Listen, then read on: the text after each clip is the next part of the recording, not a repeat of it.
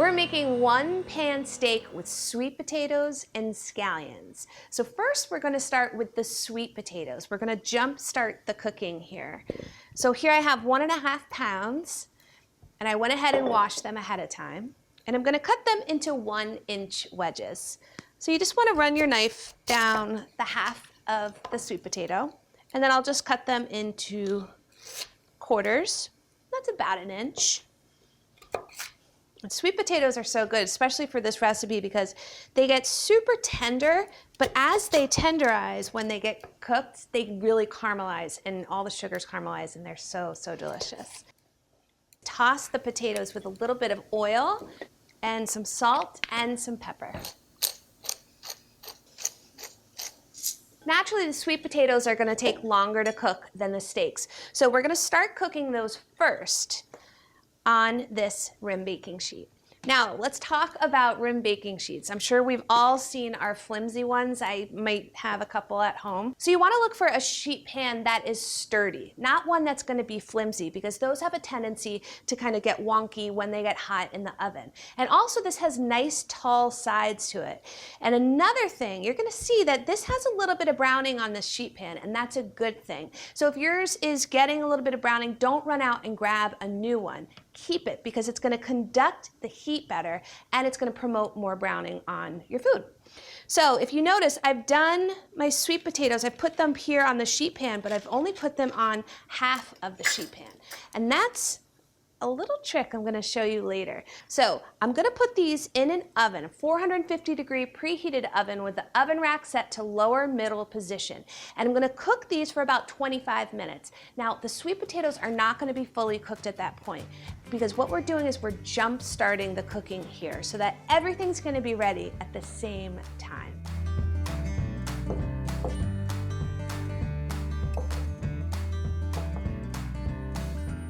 We are going to add a really interesting rub that I'm going to get to in just a second.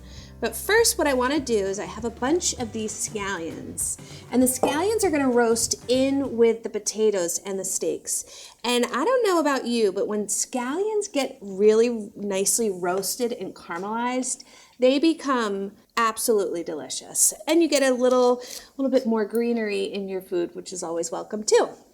So I hung on to the bowl from earlier, so it had a little bit of oil left in there, but I am going to add a little bit more and some more salt and pepper to the scallions.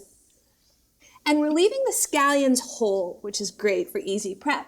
But what I did do was I cut off just the tip of the scallions, just that part where you have the root hairs, because nobody wants to be chomping on those during dinner. And then, however you can, go ahead and just toss these together, just so that the oil coats the scallions nicely. All right, now, the main attraction.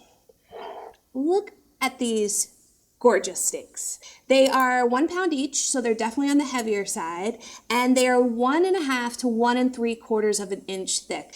And that's important because of the timing. Since it's a one-pan meal, you want to make sure that everything's going to be done cooking at the same time. Let's talk about our rub. So we have some brown sugar here. We're going to use dark brown sugar. It's going to help to promote some really nice browning on our steaks since we're not using a skillet. We've got some coffee. It's going to give a little bit of bitterness, but it's not going to be overpowering, I promise you. And if you're sensitive to coffee, you could definitely use decaf. And some chili powder. We're going to do a little bit there as well. And some salt and pepper. This rub could really go on a few other things too. You could do some really nice chicken on the grill. You could even toss it with some vegetables, mushroom caps. Those would be really, really nice as well. Now first, before we put the seasoning on, it's important just to go through and pat the steaks dry just to wick away any moisture that might be left onto the steaks. We want to give these as much of a chance to get as much browning as possible. Now, sprinkle both sides of the steaks with your rub mixture. It's going to seem like a lot. You want it all. I'm going to put it on all the sides here. I'm going to clean up a little bit, wash my hands, and then we're going to go check on the potatoes. Ooh.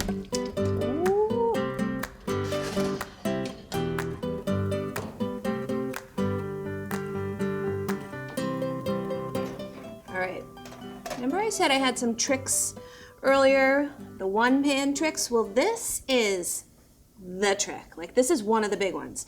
I'm gonna put the steaks directly onto the empty side of the sheet pan. And you might hear a sizzle because it's gonna mimic a preheated skillet on the stovetop. Perfect.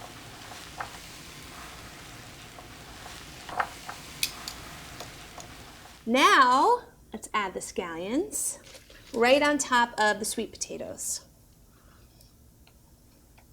I'm going to add any of the leftover oil from the bowl there. Okay.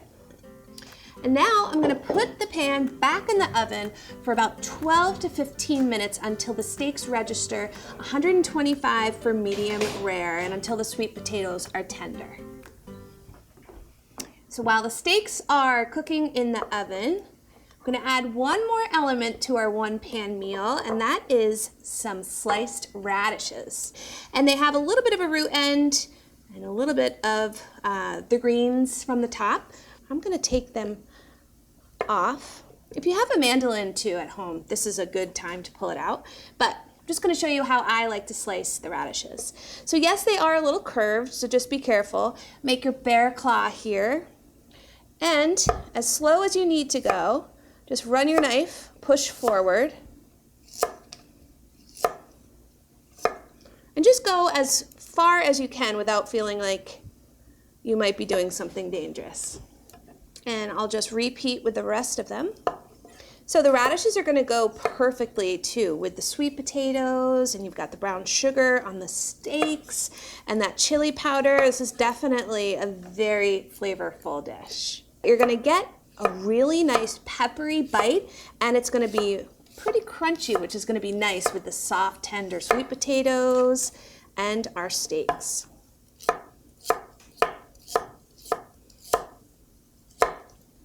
Now we need some lime juice, but we also need some lime wedges. So I'm just going to cut the limes in half and then in thirds. And this is for my juice.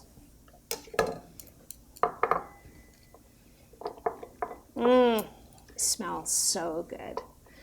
All right, so I'm just going to add a little bit of lime juice over top.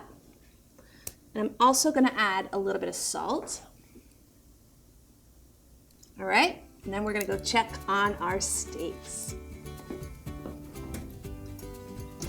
Oh boy.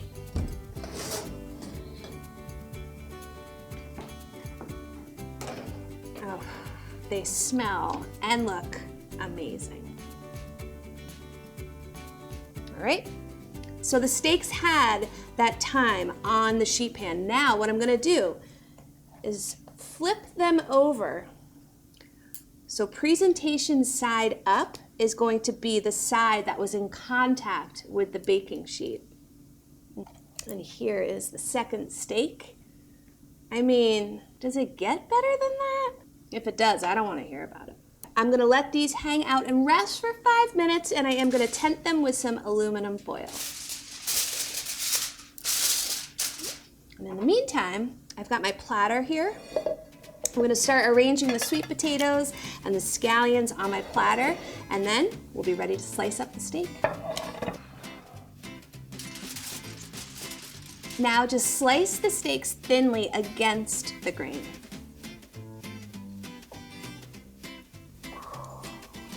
These are perfectly cooked. Just add the steaks to the platter. I'm gonna get cleaned up, and then it's time to take a taste. This looks so good. Starting with some steak. That is unbelievable. The coffee is, I do taste a little bit of the bitterness.